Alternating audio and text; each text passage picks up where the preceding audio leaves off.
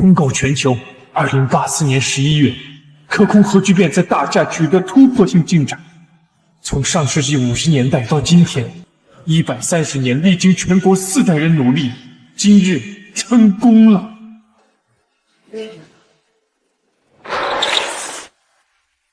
重来一世，我有60年的时间去见证无限名人的伟大时代。你好，我要报名。姓名林星火，17岁。什么发明？可控核聚变。你能不能做点成年人发明啊？这是严肃的科学发明赛场，不是你搞笑的地方。你懂什么？我这发明可是能杜绝社会上绝大多数分歧问题。看，淘汰？什么玩意儿？懂不懂啊？哼！哎，干什么？哎！主持人，如果接下来的参赛选手带来的所谓发明都是充满这些幼稚可笑的东西，我想那这个所谓的比赛并不需要评委。只是一个省级的民间比赛，要求何必那么高？民间的科学水准啊，令人堪忧啊！谁说不是啊？这都发明的什么玩意儿？这都是。在下一位选手上场前，我们先来公布一下目前的排名。目前网络投票数最高的是张寨村村民发明的电动捕鼠器，网络投票率率先打破了1万大关。主持人啊，如果这个发明比赛节目是这样形式，我看我们没必要在这浪费时间。这些人是在侮辱科学和发明。这些教授难道还盼望着民间发明大赛里发明个战斗机不成？丽丽，再坚持一下。还有最后一个参赛选手叫林星火，才17岁，比较有话题性。接下来，让我们有请今天最后一位参赛者登场。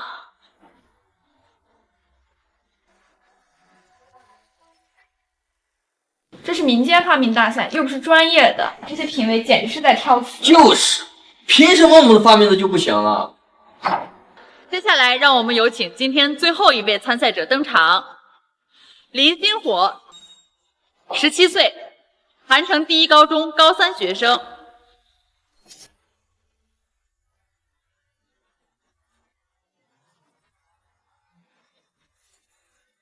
你是高3学生？目前是。那今天不是高考，你怎么不去参加呢？参加高考无非就是获得全国理科状元的荣誉，这对于我来说，不如今天站在这里来展示我的发明，因为我的发明将会引领这个世界前进60年。那你的发明是什么？老林，老林，快，你儿子上电视了！我儿子上电视了！是，快看！我的发明是核聚变，可控核聚变。你放屁！简直是胡说八道！林星虎这小子魔障了，放弃高考参加这种节目，就是为了吹牛吧？什么是可控核聚变？让让，先生让一让。可控核聚变就是以海水为燃料，在上亿度高温、太阳核心般的高压之下，让氢的同位素氘和氚产生聚变，从而释放出恐怖的能量。这什么意思啊？氢弹知道吧？啊，知道。听说威力是原子弹的上万倍。林星火造出了氢弹？没有，这个技术比氢弹还要尖端。什么？氢弹爆炸的一瞬间，它所产生的能量是这个星球上最强大的。可控核聚变技术就是控制这种能量的大小、长短和输出。那有什么用？发电呀，把这种恐怖的能量转换成电能，相当于核电站的上万倍啊！可控核聚变如果研究成功了，1升海水产生的能量就相当于600升汽油啊！世界上怎么可能有这样的技术？这小子真是魔障了！全球研究了100多年都没有研究出来的东西，他竟然说他造出来了！你简直是胡说八道，哗众取宠，是在问我们吗？知道什么是可控核聚变？张教授，别激动。在上亿开尔文的高温和高压之下，海水中氢的同位素发生聚变反应，从而使庞大的能量转化为电。只需要铺设10个可控核聚变反应堆，那么整个大厦将会进入无限电能时代。这就是可控核聚变。收视率在上升，快引导节目效果。收到。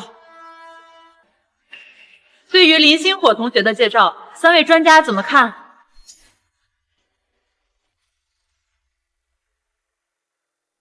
陈台长，咱们收视率突破1%了，我的直播片子也突破200万人了。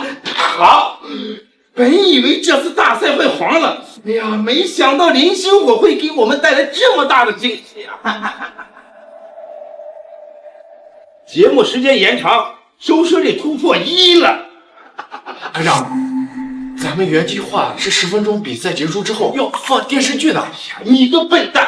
电视剧的收视率能有这么高吗？我有预感，咱们的收视率能够突破5%的大关。这个可控核聚变是真的吗？你傻呀，能是真的吗？啊，让咱们的收视率能高就行。那万一是真的呢？那林星火将成为全球最耀眼的人物，而所有的工作人员100年之后也会出现在历史的课本里，名垂千古呀！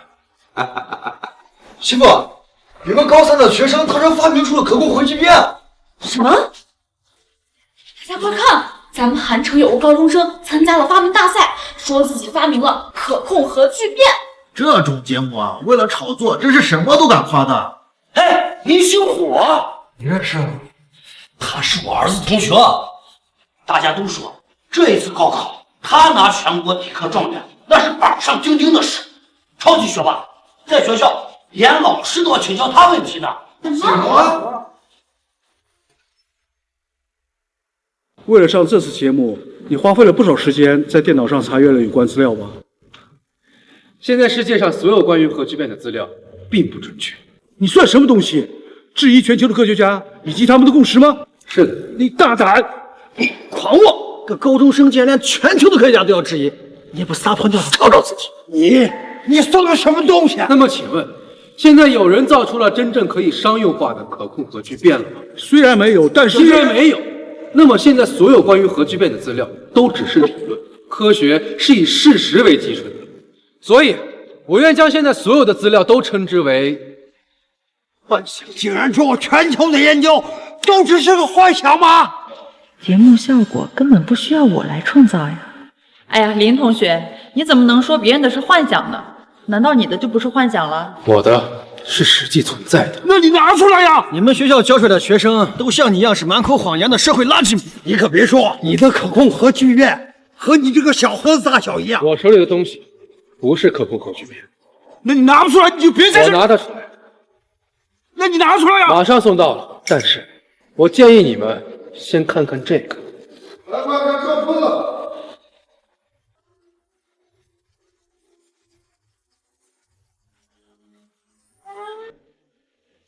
你是？有个叫林星火的参赛选手让我把这个东西给他。林星火，这就是核聚变。林同学，这是什么？当前世界并非造不出可控核聚变，高温可以实现，高压也可以通过磁约束线圈来进行模拟。但是，想要通过磁约束来模拟高压环境，就需要用到大量电。这是什么意思？可控核聚变是用来发电的，但是现在的可控核聚变却需要用到大量的电来发电。举个例子，开启可控核聚变1小时就需要消耗1万千，但发出的电量却只有5000千，所以浪费了5000千瓦。对，发电量为负数，则代表着亏损，所以可控核聚变并不能算是实现。要想让可控核聚变商业化，就需要让发电量变为正数。这谁都知道，但又是没办法解决的。要想让发电量为正数，那就必须要让磁约束造出的高压环境不再需要耗电。我做出来了。凭什么说你做出来？室温常压超导。室温常压超导体？不可能！室温常压超导，这是什么意思？室温常压超导体？那什么呀？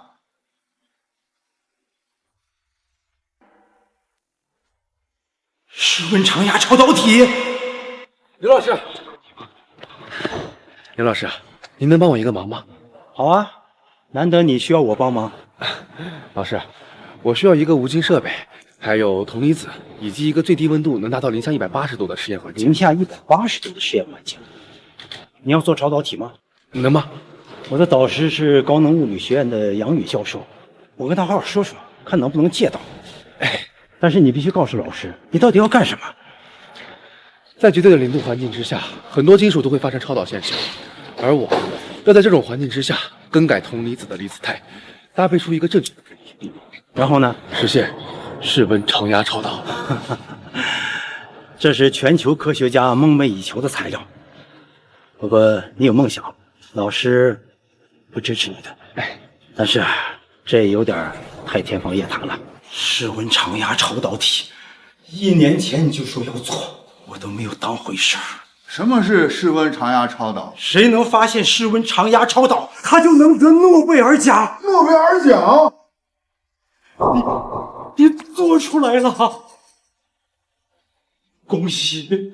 啊！你的儿子，我的学生林星火，他可能会被写进全球的教科书啊！什么？他可能会走进斯德哥尔摩市政厅，穿着燕尾服，鲜花舞蹈。那是什么地方呀？诺贝尔奖的颁奖地。什么？就算是没有发明核控核聚变，就凭室温常压超导体，全世界都会记住他的名字——林星火。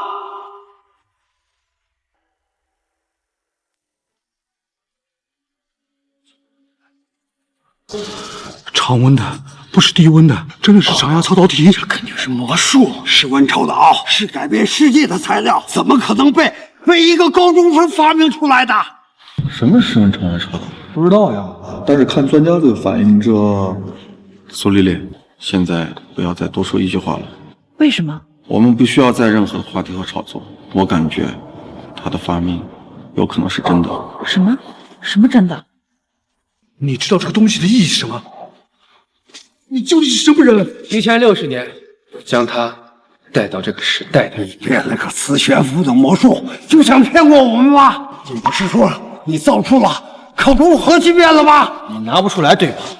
我一眼就看出你小小年纪不是个好东西，从小就学会造假。超导材料可以造假，你的可控核聚变装置在哪呢？在哪呢？说啊！已经到了。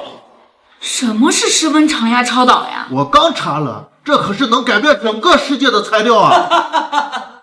我说了吧，这林星火肯定不会吹牛，他是我儿子同学啊。上次他们班主任刘老师开家长会的时候就说过，林星火神一样的存在。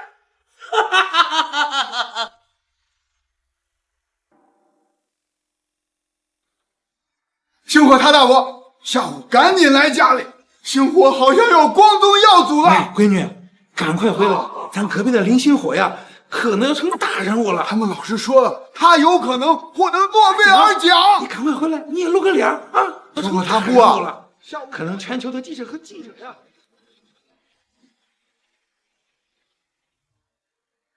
老师，刘汉龙又给我打电话干什么？虽然我让您失望，但是我的学生会让您骄傲的。超导，可控核聚变，你和以前一样大言不惭。我没有你这个学生。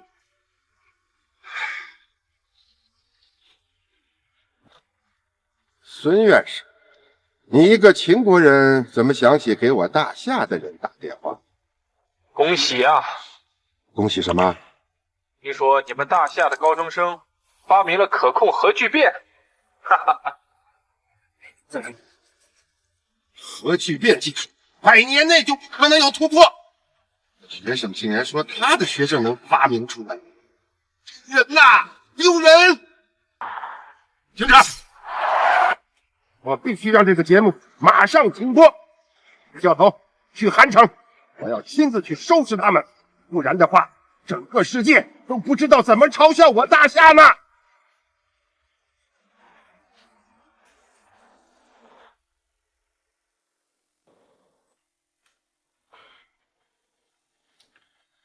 喂？什么？超导？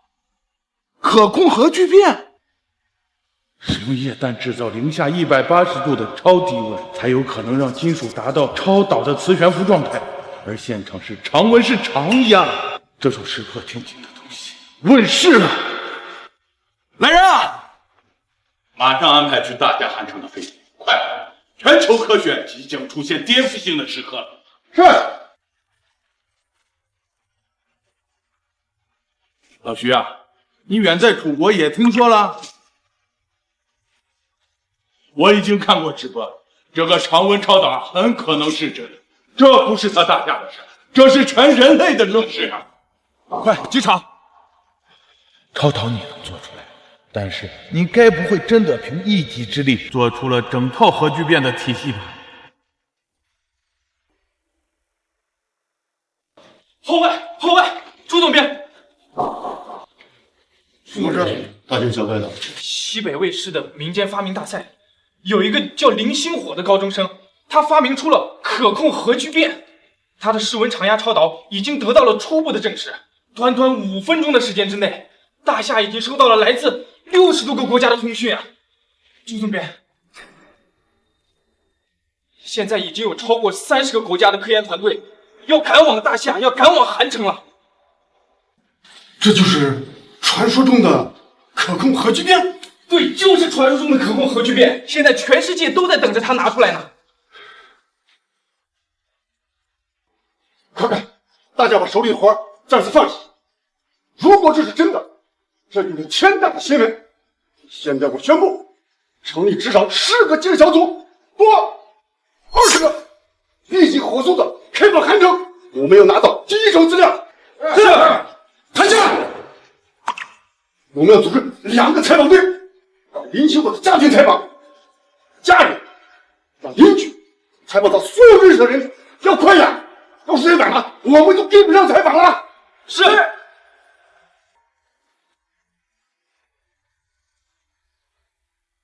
快！现在全球的新闻媒体都在赶来的路上，而我们距离近，这是最大的优势。3小时内必须到达韩城。遗憾林星火不是我楚国人呐。够了吗？这么久还拿不出来，这根本没有制造出来。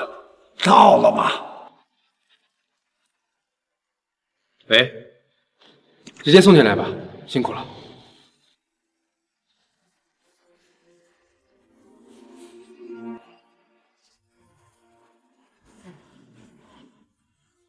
啊，这就是可控核聚变的设备。对，就这个箱子，经我捣鼓了1年多呢。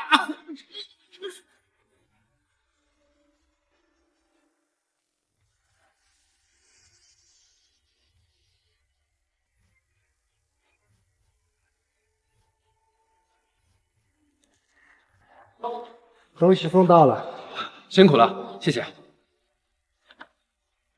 这就是可控核聚变，这就是可控核聚变，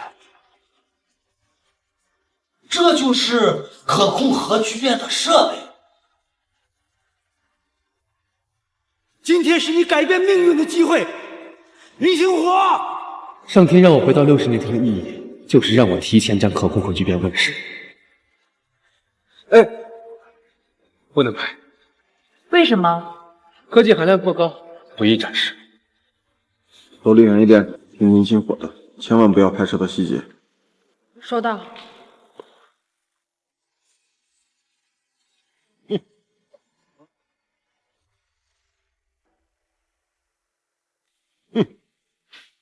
这就是所谓的可控核聚变。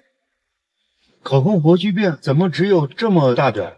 光加热装置就要有一间房子那么大，再加上聚变反应室、电能转换机制以及磁约束装置，再怎么小也得有1栋楼那么大才可以。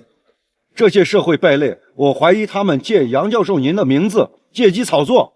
林星火是刘汉龙的学生，而刘汉龙曾经是我的学生，最近老给我打电话嘘寒问暖，我以为他是在巴结我。你这么一提醒啊，我明白了，原来他是在利用我的名头在外边炒作呢。虽然我让您失望了，但是我的学生会让您骄傲的。各国的学界同僚都在打电话讽刺我。今天我就要整个大夏再无刘汉龙和他的学生林星火的容身之地。想利用我，休想！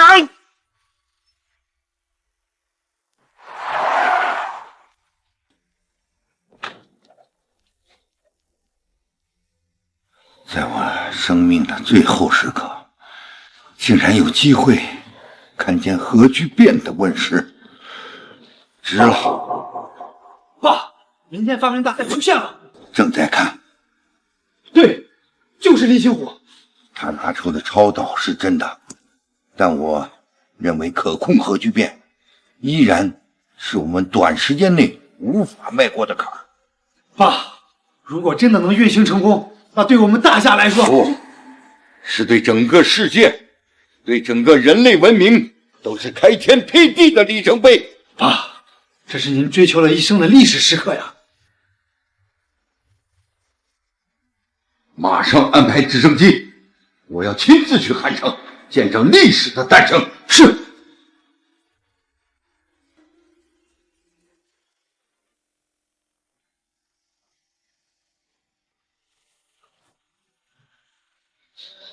老王，可控核聚变的瓶颈是全世界的瓶颈。如果我们有一点点突破，我们都将走在全世界的前头。计算量太大了，听说上这个已经是丧失身体。老陈啊，40余年了，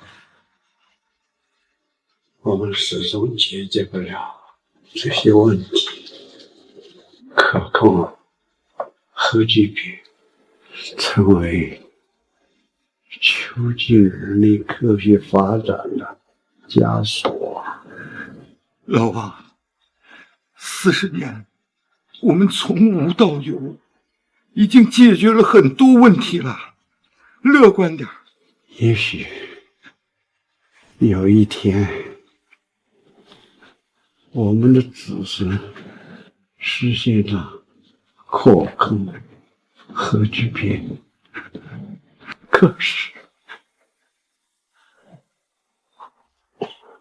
我快死了，看不到这一天。我努力活久一些，我替你看。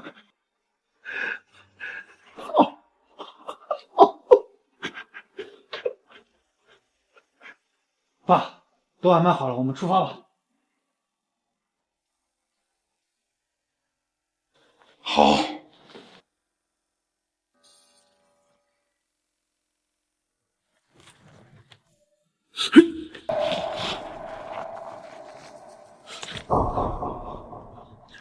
这难道是真的？全世界都解决不了的问题，怎么可能被一个高中生发明出来？李教授，你失态了。是我想多了。这是真的，是已经完工的成品，对不对？如您所想，这怎么可能？体积这么小，那个箱子都能装得下。在60年后，可控核聚变装置的体积已经变得很小了，不再是一个巨大的反应堆。世界上第一台计算机有一座房间那么大，但现在我们却可以把它装进口袋里面，但它的功率却是房间那么大计算机的上万倍。可控核聚变亦是如此。哼，黄头小儿，第1代的不可能，却说你到了第3代。你的意思是说，你的可控核聚变不仅仅造出来了，还领先了几个时代？我知道了第1台可控核聚变有一座山那么大，但现在这是第3代。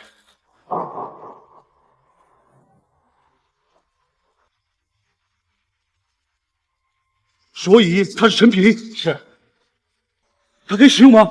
可以。它可以生产发电吗？当然。那我们立即开始验证。但是，你们想好了吗？真的要在这节目上面进行验证吗？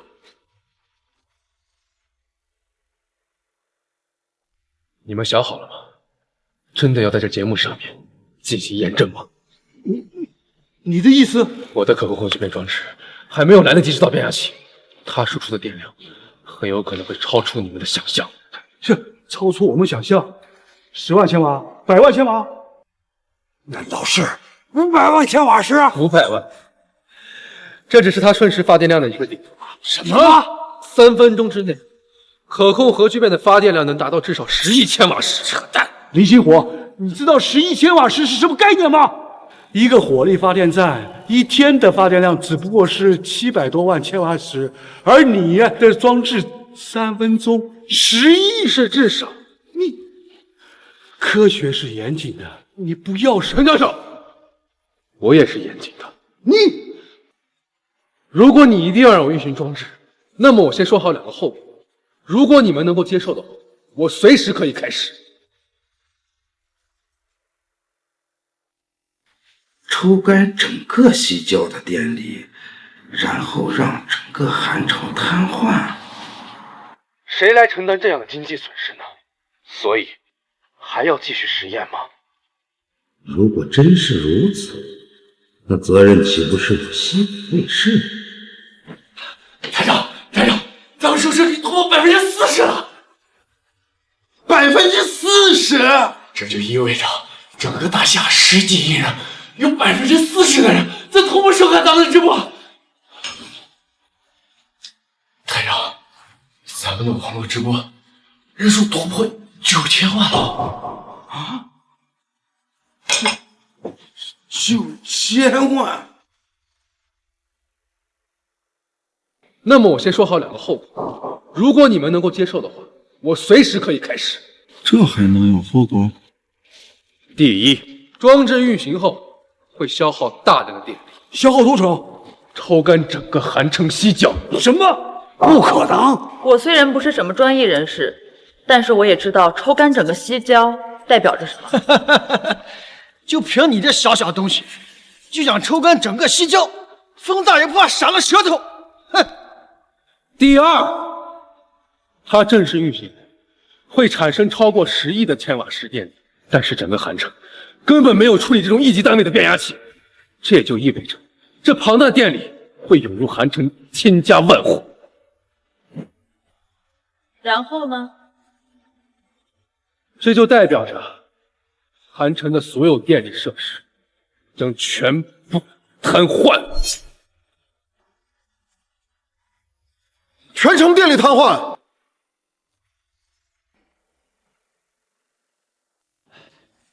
台长，网友们都说了，想让可控核聚变进行验证。验证？你没听说吗？要是真的验证的话，有可能让整个韩城电力瘫痪，这个责任谁来承担？台长，您不是说了吗？他发明不出来这东西，你怕什么呀？对呀，我差点让这小子给唬住了。导演，哎，台长，收视率破40了！40啊！快让他进行可控核聚变的验证。这不行啊！说是会让整个城市电力瘫痪，会造成极大的经济损失的。你上不去了？真的相信他一个10几岁的毛头小子，上下嘴唇这么一碰，你就当真了？收到。林星火，口说无凭，请尽快开始验证吧。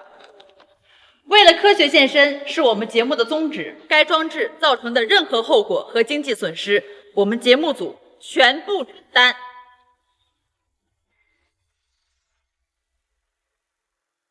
该装置造成的任何后果和经济损失，我们节目组全部承担。这不是小损失，经济损失可能会超过20亿。你认为我们这么大的一个节目组，连20亿都拿不出来吗？哼，林星火，我一直觉得你在装神呢。现在你的后顾之忧也解决了，你还在犹豫什么？开始啊！赵管头，咱们少说话，这可是理论中的可控核聚变，谁也不知道具体是什么。万一要是个真家伙，到时候韩城真的瘫痪了。不会真的相信？再说，主持人都说节目组的，你怕什么？林星火，快开始啊！我的装置可能会瞬间抽干整个西郊，释放出的电可能会让整个韩城……你来来回回就这几句话，这节目主持人都说了，节目组负责，你怕什么呢？啊，林星火，我看你这个核聚变也是个魔术道具，现在让你开始验证，你又退缩，还在装神弄鬼，今天就是要拆穿你。我认为负不起这个责。不可能。那要是加上我呢？杨教授，你怎么来了？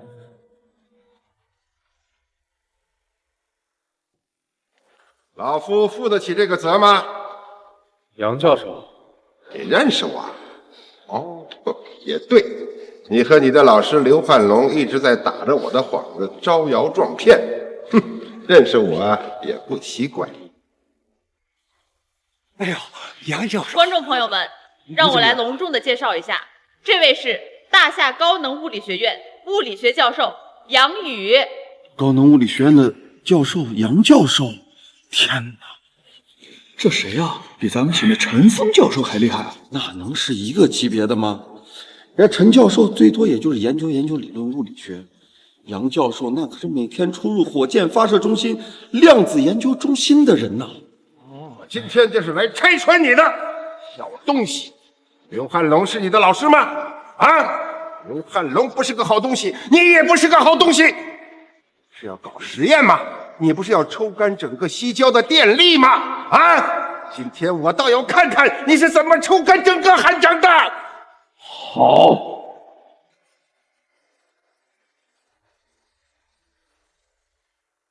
刘汉龙就是社会人渣，学生能有好吗？星火，你怎么这么晚还没有回家呀？天太冷了，来，快把围巾围上。你也是啊，给你冻着了。谢谢老师。走，老师送你回家。老师，我送您吧。行，你来带我。这是科技展的门票，以后别来找我了。老同学，看你这话说的，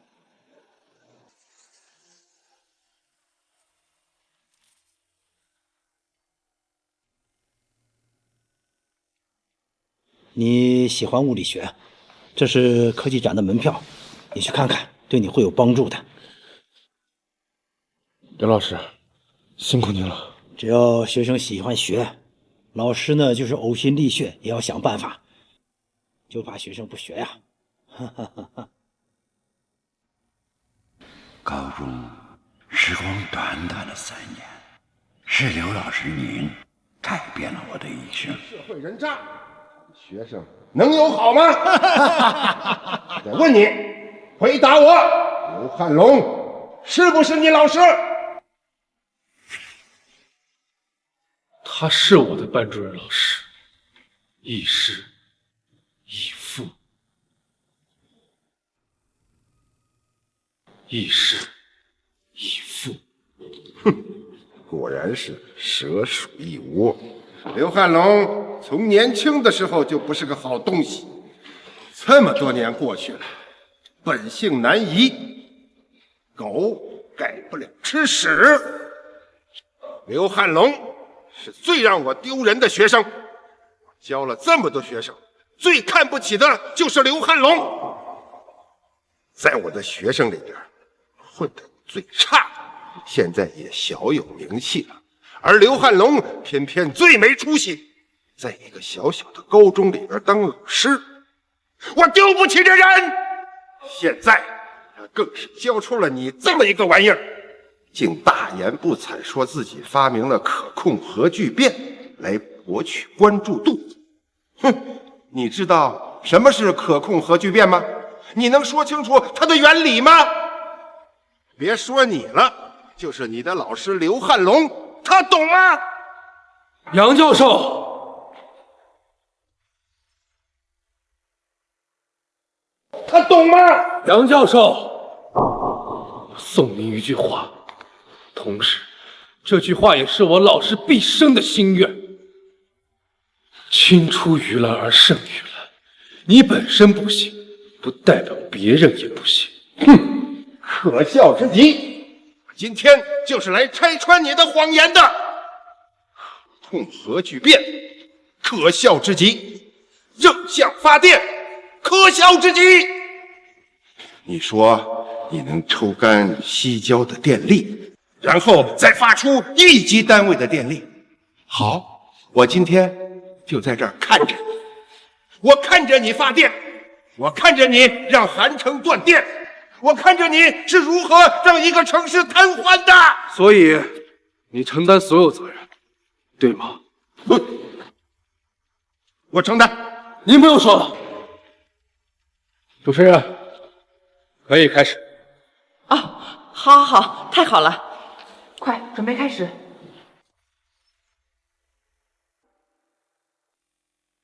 所有工作人员注意，现在零星火统一验证装置了。各单位不许掉链子，每个环节都完完整整直播出去。现在网络收视率已经破亿了，谁都不是掉链子。老师，我是您的学生林星火，我不知道您是否在电视机前看着我。老师，对不起，我今天没有参加高考，没有获得你梦寐以求的全国理科状元。没有对不起，你做的对。但我今天选择了一个更加广阔的舞台。我相信，当我拿出长文超导的时候，全世界就已经开始关注我了。而现在，您的学生又即将拿出一个震撼世界的产物。他提前60年来到了这个世界上。老师，您的老师杨宇教授他也来了。他说，您是他最看不起的一个学生。但今天，您的学生又将告诉全世界，你的老师刘汉龙是这个世界上最优秀的老师，因为他培养出了我。哼，你别给自己脸上贴金了。你现在把牛吹得越大，待会儿失败了，你老师刘汉龙的名字就会被抹黑呀。今天之后，怕是全世界都知道你老师叫刘汉龙了吧？谁说不是？他老师的名字今天就要臭大街了。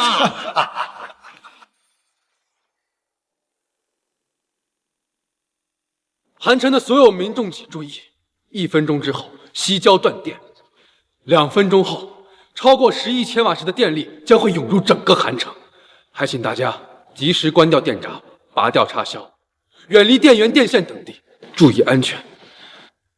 媳妇，你说他知道韩城有多大吗？全城停电，这孩子可真敢吹。还请韩城电站注意，及时关闸，以求将损失降到最小。我是陈峰。可控核聚变技术一直以来都存在于理论中，没有人能够预测到它真正的实效有多大，也许会超乎所有人的想象。我个人相信林星火所带来的发明是真实的，这话听起来有点不可思议，但古往今来，科学不从来都是如此吗？陈教授，你怎么？大家听从他的，远离电线，远离电源，韩城真的会停电。这次核聚变实验可能会造成大量的经济损失，但是主持人刚才表态说节目组承担。对，我们承担。还有，杨宇教授也说过，他和节目组共同承担。能让韩城瘫痪，我把脑袋拧下来。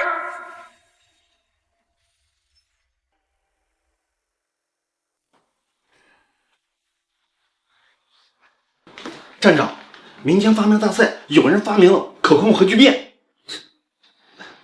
发明者说，1分钟后韩城西郊电力都会被抽干，然后超过10亿千瓦时电力会涌入韩城，造成电力瘫痪。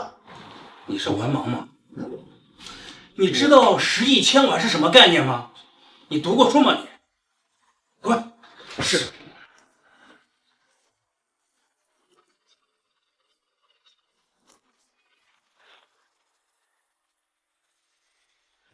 李先生，可控核聚变已是被发明出来了。2分钟后，可能会有超过10亿千瓦的电力涌入韩城，造成整个韩城电力瘫痪。你迅速做好准备。啊，不是，这有疑问吗？不是，这不是开玩笑吗？可控核聚变技术至少100年内都不会有突破，这怎么可能呀？大夏高能物理学院院长陈开天先生听闻喜讯，已经在赶来的路上。同时赶来的还有全球记者、秦国物理学泰斗、赵国物理学院士、楚国科研团队等，你比他们更懂。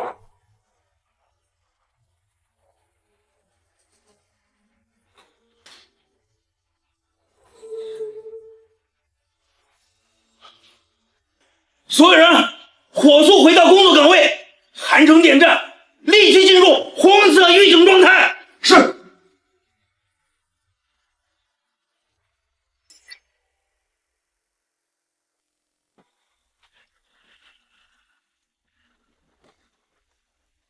半个小时，必须赶到韩城。是。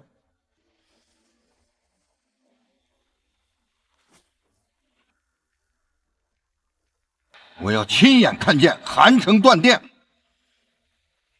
老王，你的在天之灵和我一起见证这历史的时刻。杨教授，您是否愿意按下这个按键呢？哼，老夫不屑于参加这丑陋的游戏。我来。如果这个是真的，我将成为历史上第一个启动可控核聚变装置的人。如果是假的，我也是这场闹剧的最终人。20秒之后，您将被载入史册。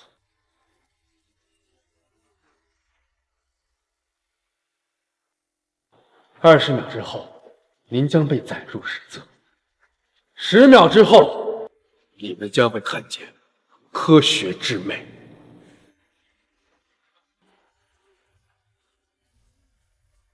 5，全体工作人员做好准备，不要漏掉一丝细节。这边的塔直播信号正常，机位就绪。4、3、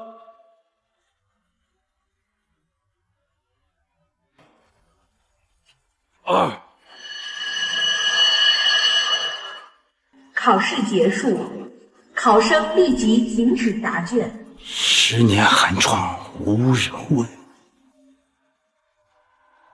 今日一朝成名天下知。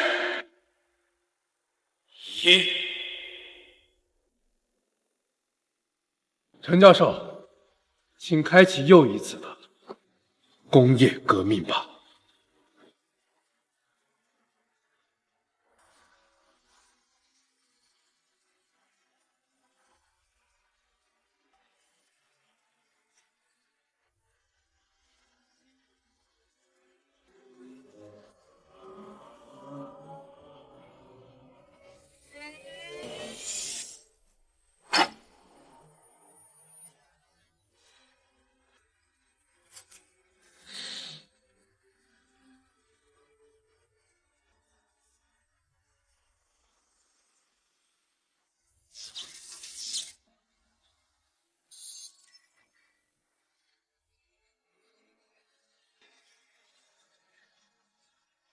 假的，这是假的。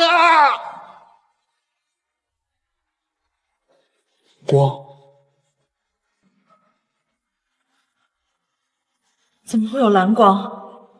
这蓝光不像是从这个箱子里面发出来的，像是整个空间的各个角落都在发光。这是怎么做到的？离心火，这是怎么做到的呀？这是光子运动发出的色彩。光子。可控核聚变是强相互作用力，它能让空气中的电子剧烈拍击光子，就像拍皮球一样。当足够剧烈拍击之下，光子的振动频率也会越来越大，这就让人的肉眼所见。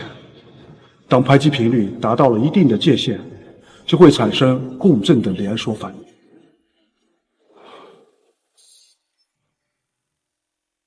当拍击频率达到了一定的界限，就会产生共振的连锁反应。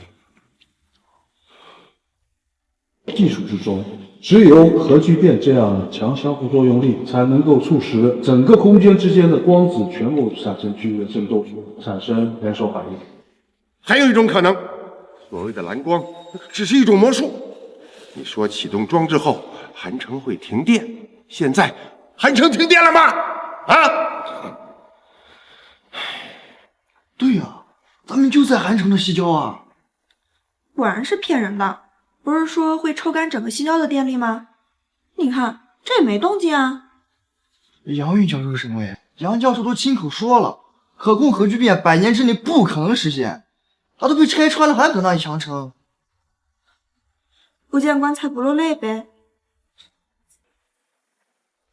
老雷啊，你这是南郊还是西郊啊？南郊。老王，你那是西郊吧？没停电，我都接了4、5个电话了，都是问我停没停电。哦，可能还没有那么快吧。老张，你那是西郊吧？有没有停？没停电，我正在看直播呢。对了，林鑫，我真的是你学生啊。是的。你们的牛逼吹大发了，一个高中老师，一个高中生，居然说造出了核聚变，现在连人家杨教授都惊动出来了，我看你们怎么收场。是来了。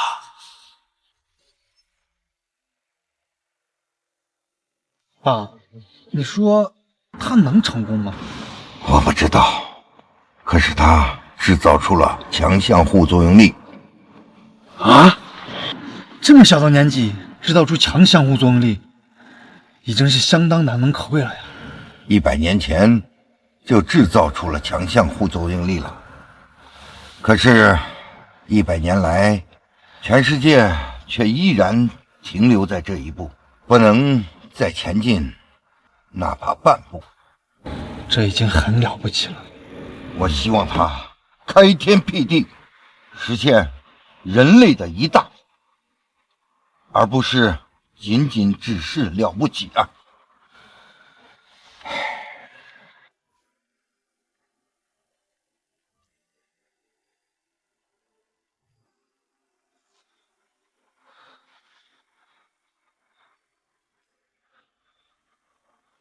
西郊停电了吗？没有，一切正常。8分钟了。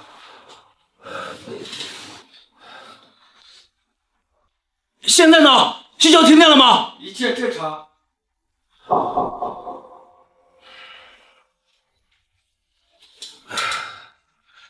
果然是不可能发生的事情。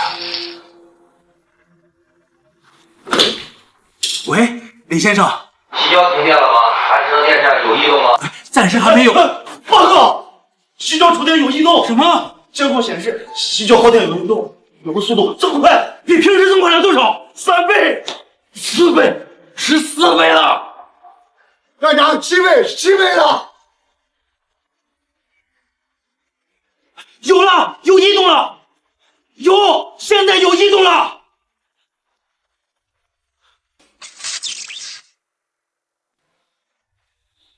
停电了吗？哼，核聚变它需要时间，需要多长时间？3分钟，3分钟之内，它会积蓄大量的电力，然后正向对外输出放电。你和你老师一样，满嘴的谎话，不学无术。哼，3分钟之后如果没有任何变化，你是不是要说一声技术故障？你和你老师狼狈为奸，目的就是博取关注，哗众取宠。你老师刘汉龙是土生土长的韩城人，你也是土生土长的韩城人，整个韩城出不了一个好东西。杨教授，这是林星火和他老师的个人行为，我认为您不应该带上整个韩城。一方水土养一方人，一个韩城出了你们这样一对师生，足以说明此地穷山恶水出刁民，男盗女娼。他凭什么这么说？我们韩城哪有他说的这么难看？你们还不知道啊，他扬言自己发明了核聚变，如此吹牛，丢人都丢到国外去了。现在国外有多少贵宾都在询问这件事儿。不出一天，我大夏将成为全世界的笑话。世界各地人人都在嘲笑我大夏之人。国外都知道了，这消息怎么传播的这么快呀？可控核聚变太惊世骇俗，全球皆知，并不为奇啊！这可怎么办呀？如果星火发明是假的，那全球岂不是都要笑话大夏呢？可如果是真的，那全球将仰慕我大夏有如此人杰。杨教授可是权威，他都说了，不可能。现在光我所知，赵国、楚国、秦国的科学团队和记者们正在赶往大夏的路上。他们来了，还不知道怎么嘲弄我，不知道怎么嘲弄整个大夏呢。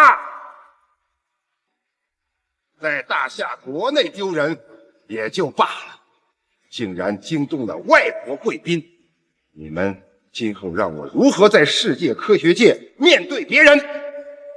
韩城，肮脏之地！这该死的林星火，竟然惊动了国外的贵宾啊！这该死！就是，他会成功的。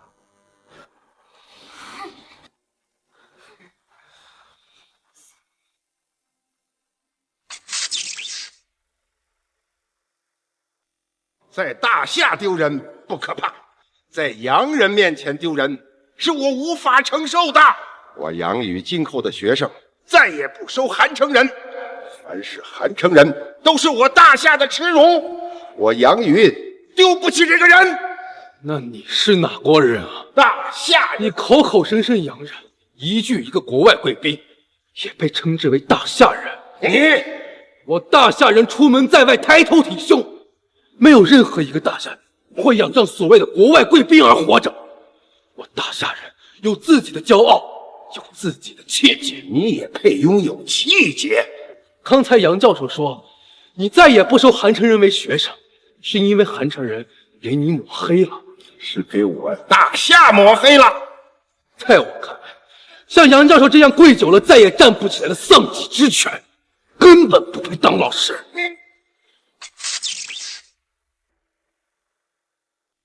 你不收韩城人为学生，韩城人也不屑成为你的学生。大人，你看对杨教授无礼。老师刘汉龙，前半生瞎了眼了，拜你为师。若有一天林星火主导大夏学界，我要做的第一件事情，并非科技复兴，而是要根除我大夏400多万平方公里内所有如你杨教授一般的丧己之犬。好大的胆子！我瞎了眼。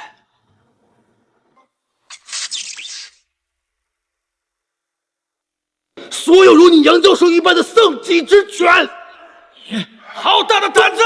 有病！你知道杨教授是什么人吗？你说话太过分了。那您说他是什么人？陈开天先生亲口承认能接替他的人。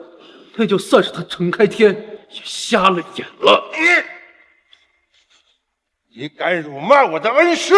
钦点一条丧己之犬的人作为接班人，那么其本身也不是什么好人吧？放不许辱没陈泰斗！1分钟！1分钟之后，超出你们认知的科技将会降临整个韩城西郊。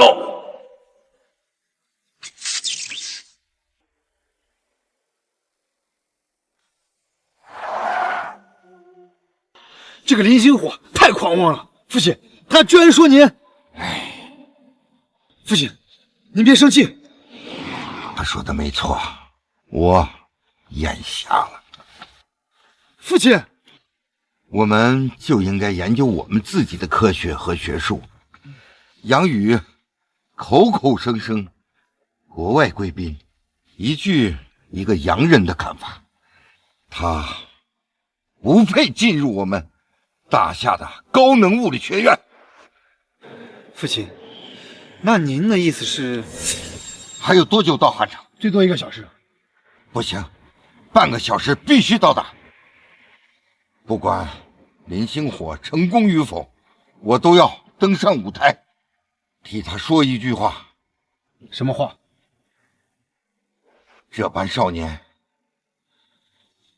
大夏越多越好啊！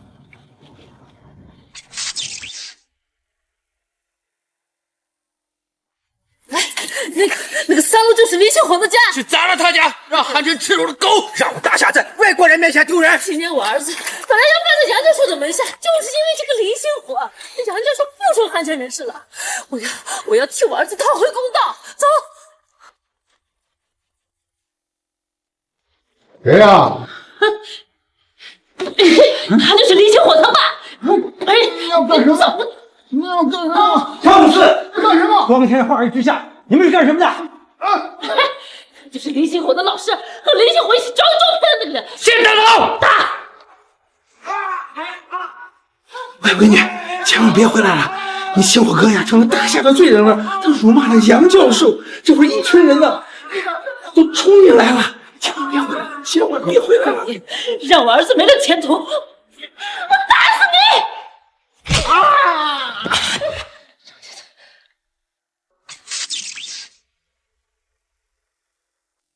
网络同步收看直播人数突破3亿了，台长，收看直播人数破4亿了，同步收视率突破70%了，史诗级啊！好，太好了！台长，咱们的收视率突破80%了，80！我从没有想到，我们西北卫视会创造如此的辉煌呀！啊，对，西郊，韩城西郊店成了没有？没有啊。看来一切只是林星火的臆想。台长，如果西郊不停电的话，起伏流火，我们就没有办法维持这史诗级的收视率了。看来终归是连线。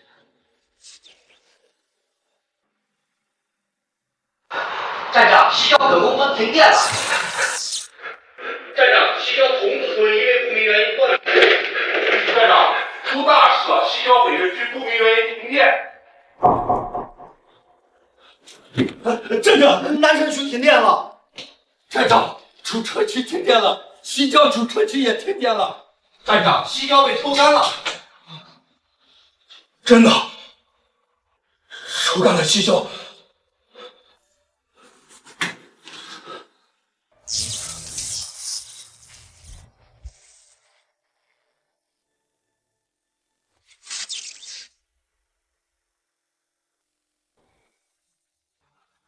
这做的是哪一门子业？我儿子连累了你，我给你道歉。如果星火没有如此冒险，他正在考场中，他会成为全国理科状元的。星火父亲，我始终坚信，你儿子，我的学生，会一鸣惊人的。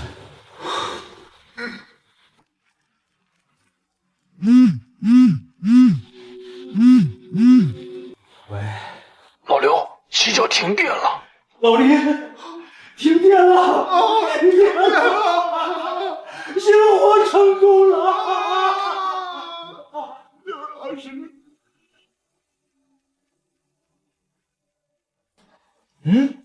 怎么回事啊？该不会真的停电了吧？怎么可能？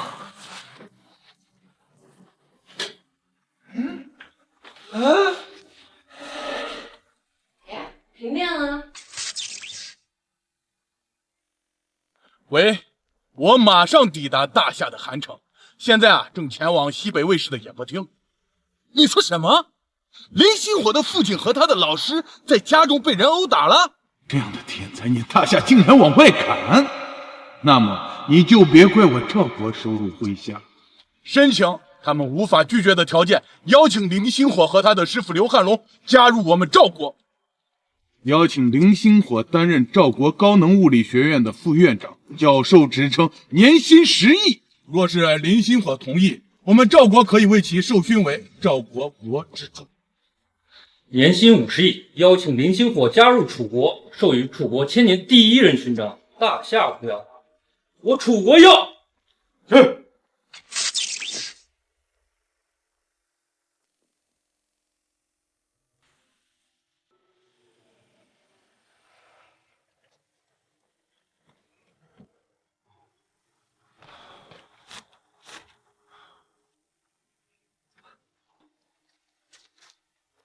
父亲，楚和赵国可能会挖我们的墙角。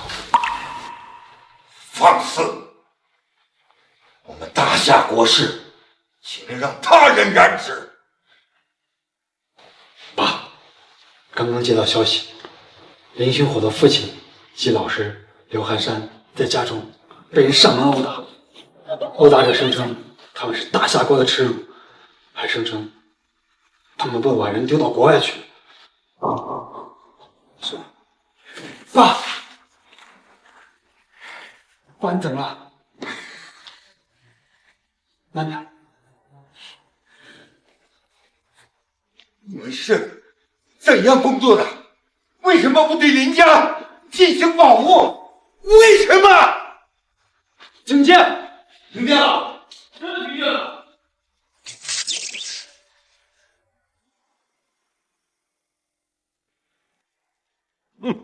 现在灯火通明，林星火已经过去3分钟了。演播厅就在西郊，现在并没有停电呢。虚来晃去，我看你还有什么好说的？不要在这里招摇撞骗了。10秒钟，10秒钟之后，超过10亿的电压将会涌入这座城市。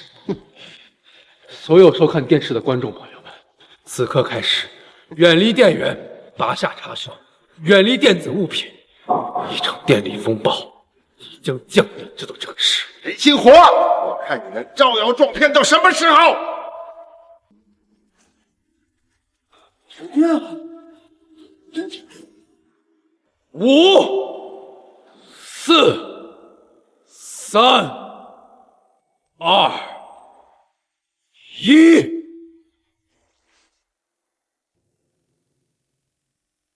停电了。是的，父亲。大夏古往今来，别人想都不敢想的事情，他做成了。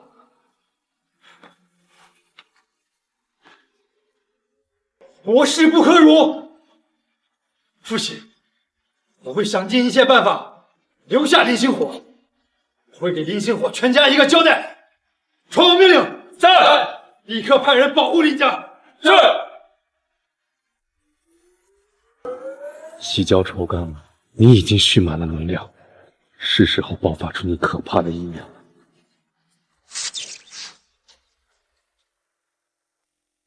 提前60年将你带来了这个世界，前世我没有活着看见核聚变在全世界普及，没有看见太空电梯的问世，没有看见大宇宙时代的到来。此生提前60年的我，能否看见这一切的发生？通告全球，2084年11月，可控核聚变在大夏取得突破性进展。从上世纪50年代到今天，130年，历经全国4代人努力，今日成功了。林星火，真的实现了吗？实现了。你又在变魔术了吧？是在变魔术吗？杨教授，3分钟内会有超过10亿千瓦时的电力涌入这座城市。世界上没有哪一个魔术会变出这么高的电压。10亿千瓦？你是个文盲吧？你知道10亿千瓦这是什么概念吗？你啊，一座火力发电厂每天才能发出700多万千瓦的电力，你懂得电吗？你连电的基础概念都不懂。你们当然不懂，因为这一切已经超出了你们的认知。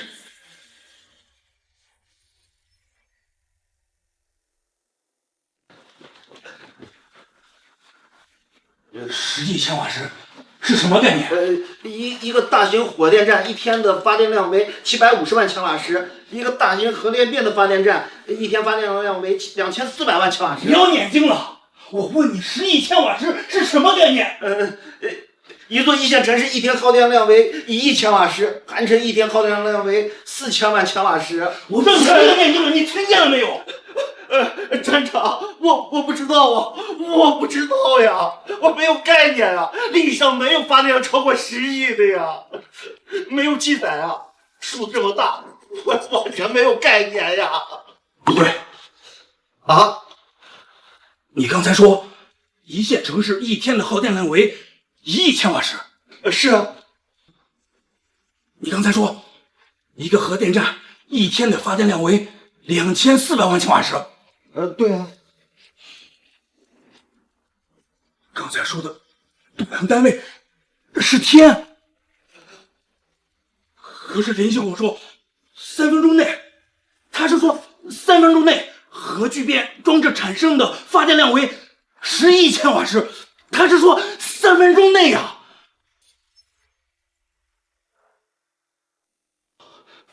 如果3分钟发电量过亿，那意味着一场电力风暴席卷韩城电站，我们没有那么大功率的变压器啊，我们的变压器会全部爆炸呀。可他说的10亿，3分钟内10亿呀！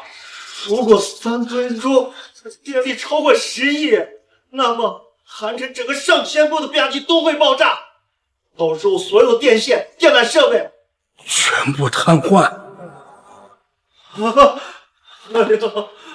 过载电量形成了一种风暴，整个韩城所有工厂器械都会烧毁，所有正在使用的家用电器都在燃烧，所有上通知所有人回到工作岗位，时刻准备应急措施。是啊。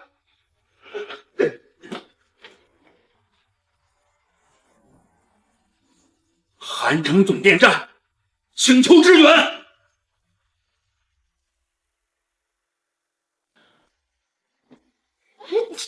是不是没信号啊？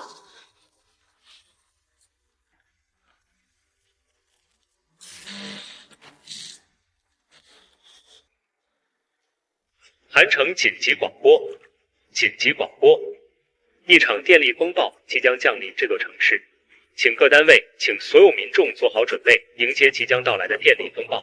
请关闭电子设备，拔掉家用电器插销，远离电源。10亿电压，放屁！这林星火，都被杨教授拆穿了。紧急广播，居然相信他，真是不解气！我要到林海家揍他一顿才行。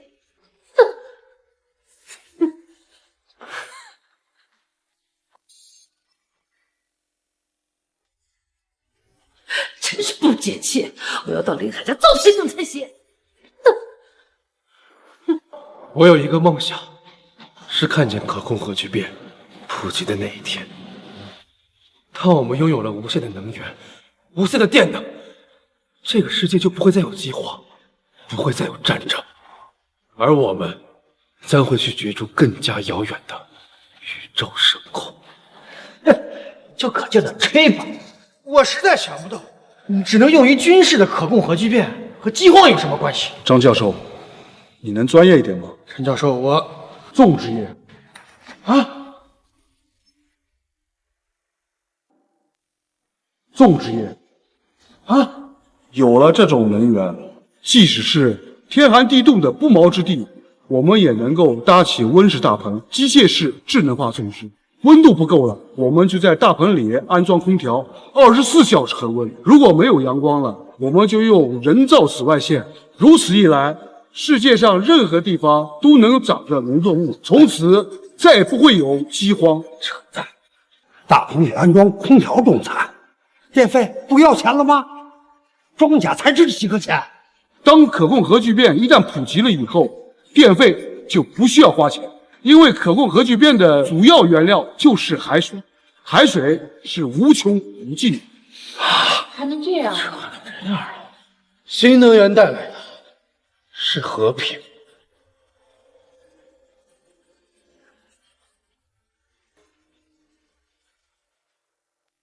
自古以来的战争都是来源于资源的争夺，古时候是粮食争夺，而现在是能源的争夺。化石能源、石油能源，可当可控核聚变出现的那一天起，这一切都将变得没有意义，因为这一刻成为了无限的远。爸，他们说的是真的。这是林星火的梦想，也是我跟你去世的王叔叔追求了一辈子的梦想。未来，甚至神秘的深空，我们不会再继承。可控核聚变只是第一步，全球普及是为了大航天时代打下夯实的基础。你还有第二步计划？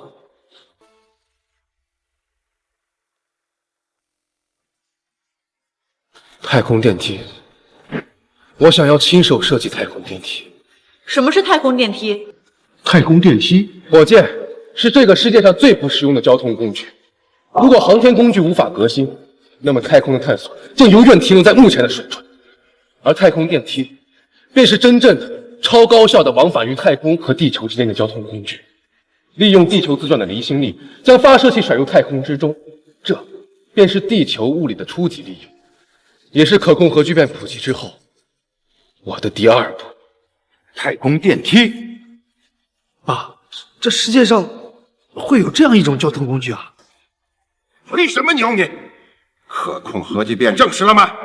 你的10亿千瓦时电能证实了吗？一直在这里高谈阔论。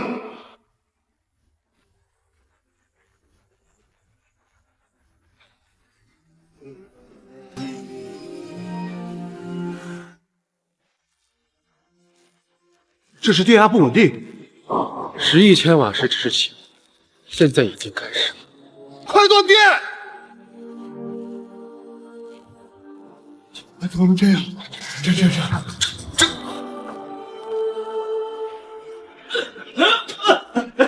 电来了！怎么样？电表有没有异常啊？他充了近100万千瓦电力后，现在开始输入电力了。他真的给韩城输入电力了。输送了多少啊？2亿千瓦。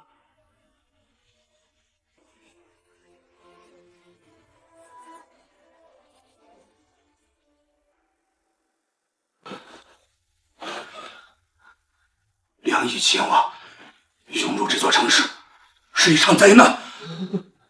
幸亏2亿千瓦仍然处于可控范围。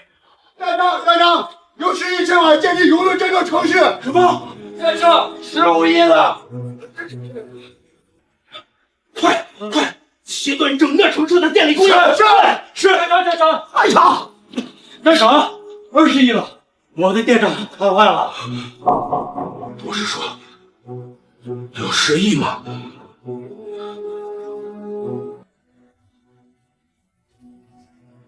？45亿千瓦，不可能！一线城市45天的总耗电量，3分钟内就发出了这么多。核聚变，这就是核聚变呀！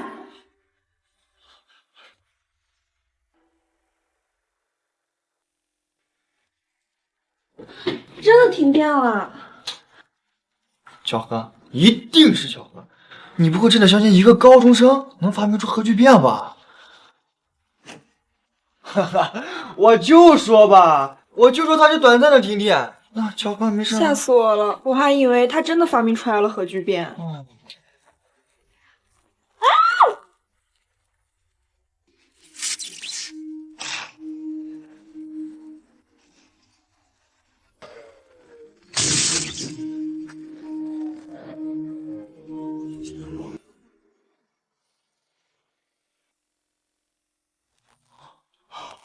成功了！他成功了！10亿千瓦时电力瞬间涌入这个城市。天太冷了，来，快把围巾围上。你也是不知道爱惜自己。谢谢老师。走，老师送你回家。只要学生喜欢学，老师呢就是呕心沥血，也要想办法。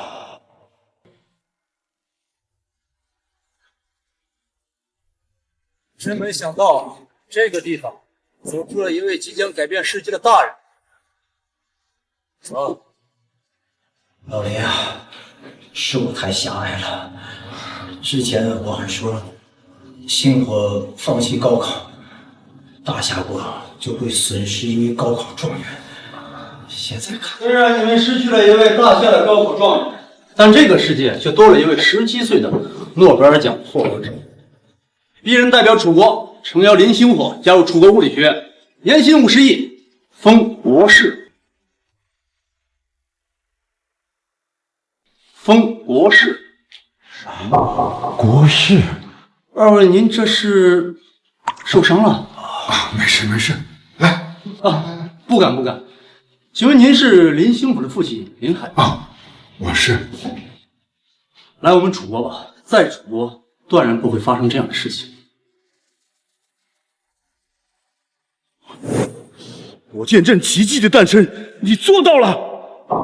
不好，如果世人承认了他，那么我变成了整个大夏的小丑。今天我们电视台的收视率已经突破了80%，整个世界至少有10亿人在目睹着这一切。从今天起，你的名字将响彻整个世界。李星火，你成功了！恭喜啊，林星火同学，恭喜啊，恭喜啊！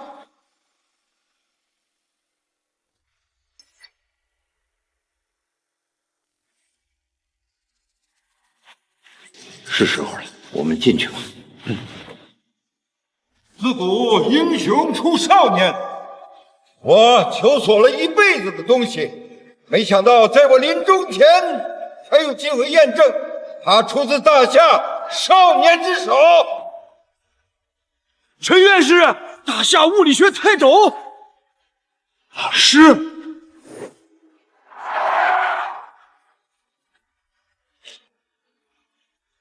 快，我要第一时间见到林星火本人。他成功了，这是史诗级的成功！快，一定要拿到第一手的资料。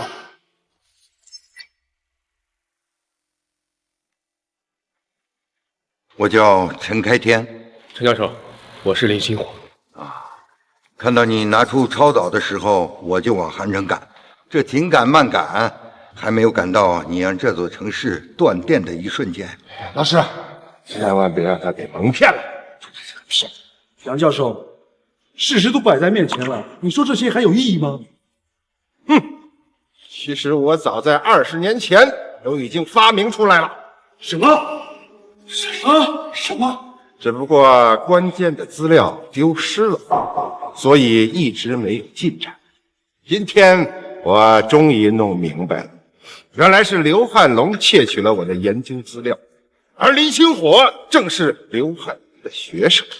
我敢断言，是林星火窃取了我的研究资料，才发明出来的可控核聚变。是吗？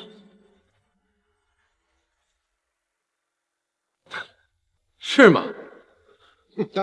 当然，不过你能学会也算是个人才。老师，我愿意破例收入他为大夏高能物理学院做我的学生。他虽然年龄小，但是能够破解我的研究资料，表明他非常有才华，值得我破例。林星火，你觉得怎么样啊？笑什么？算个什么东西啊！也配！你说得好！你有什么资格收林星火先生为学生呀？我冯科代表赵国，诚邀林星火先生加入我们赵国物理学院，担任副院长、教授职称，年薪10亿，并为其授勋为我赵国国之柱。之柱？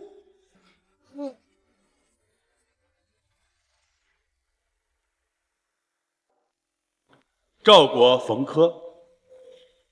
久仰，我大夏的事情什么时候轮到你赵国插手了？你算个什么东西？妙哉呀！杨教授真可谓天下伪君子之第一人呀！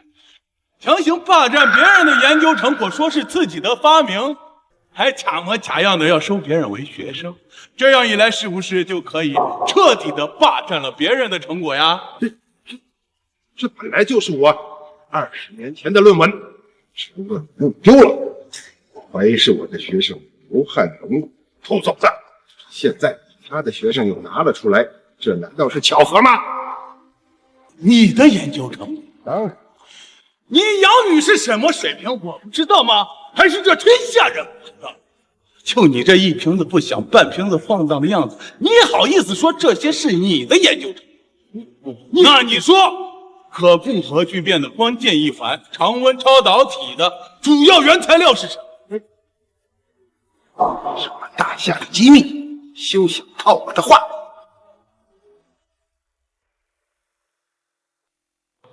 既然这样，那咱们就重新换个话题。它的可控核技术在启动之前会产生蓝光，这蓝光是什么？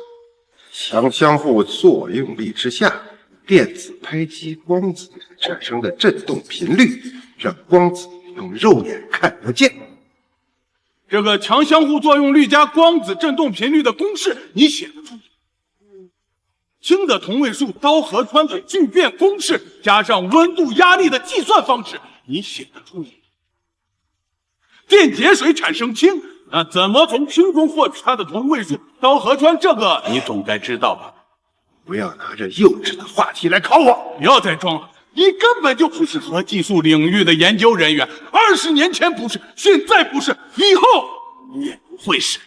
你什么也不懂，你凭什么说？20年前你的论文被别人剽窃了？无论如何，可控核聚变技术是我大夏高能物理研究院的成果，绝对不是一个高中生能够发明出来的。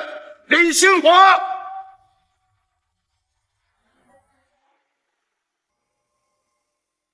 林星火，我最后再给你一次机会，是否愿意拜入我的门下？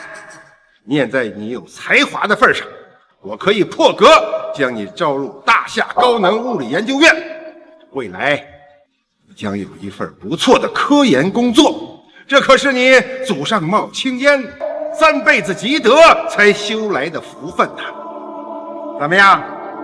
你可不要不识好歹，如果拒绝了我，可大夏你将难有立身之地。先散了吧。什么意思啊？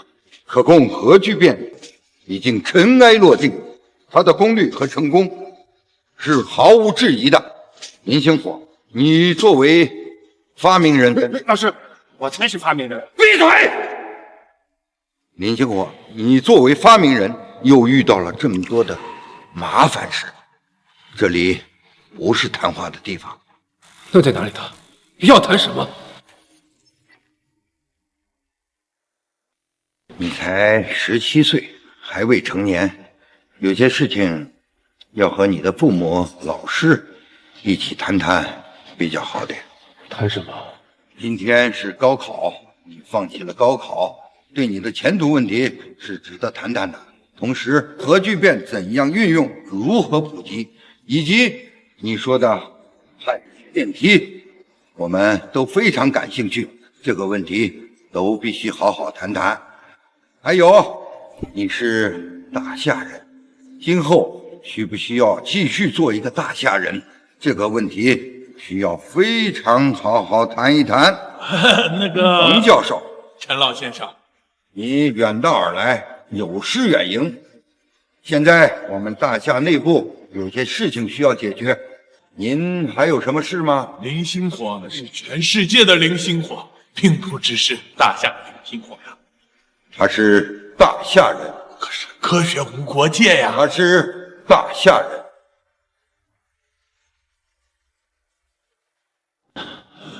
林星火，我赵国带着诚意前来邀请你，我们可以给出你超高的年薪，10亿不行，我们可以给你20亿，20亿不够，我们可以30亿。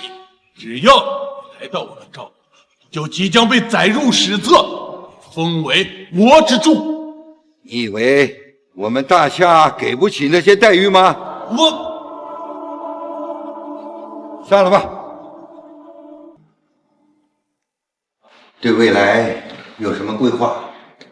您是指人生规划还是学术规划？先说人生规划吧。没有什么人生规划，为科学而生，为科学而死。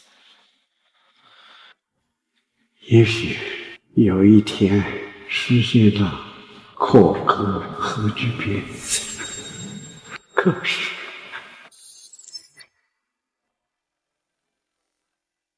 至于学术规划嘛，我打算面向全球公开核聚变。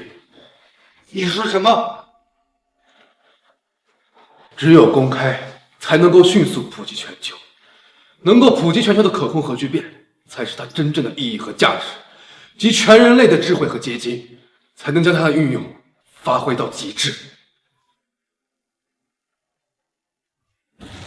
陈教授，我的目标永远不是名誉、地位、金钱，而是星辰大海。太空电梯到底是什么？明天我会召开一个发布会，到时候你们就知道了。